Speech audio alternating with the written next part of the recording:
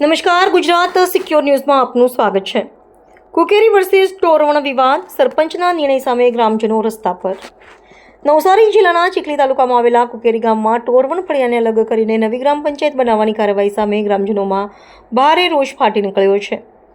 મળતી માહિતી મુજબ 17 જાન્યુઆરી 2026ના રોજ યોજાયેલી ગ્રામસભામાં ટોરવણ ફળિયાને કુકેરી ગામથી અલગ કરીને નવી ગ્રામ પંચાયત બનાવવાનો નિર્ણય લેવામાં આવ્યો હતો, પરંતુ આ નિર્ણય સામે ગામના મોટા ભાગના લોકો વિરોધ વ્યક્ત કરી રહ્યા છે।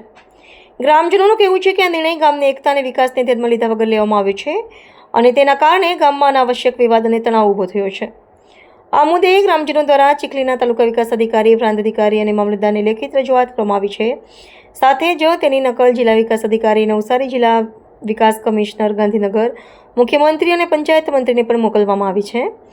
માજી ડેપ્યુટી સરપંચ જયેન્દ્રસિંહ પરમારે ચેતવણી આપી છે કે જો આ નિર્ણય પાછો ખેંચવામાં નહીં આવે તો ગ્રામજનો દ્વારા જિલ્લા કલેક્ટર કચેરી ખાતે ધરણા પ્રદર્શન કરવામાં આવશે। સ્થાનિક સ્વરાજની ચૂંટણીઓ નજીક આવતા કુકેરી ગામનો આ વિવાદ હવે રાજકીય ગરમાવો પણ પકડતો જોવા મળી રહ્યો છે। અહેવાલ ભાવેશ રાઠોડ, ગુજરાત સિક્યોર ન્યૂઝ, નવસારી। જયેન્દ્રસિંહ પરમાર, માજી ડેપ્યુટી સરપંચ।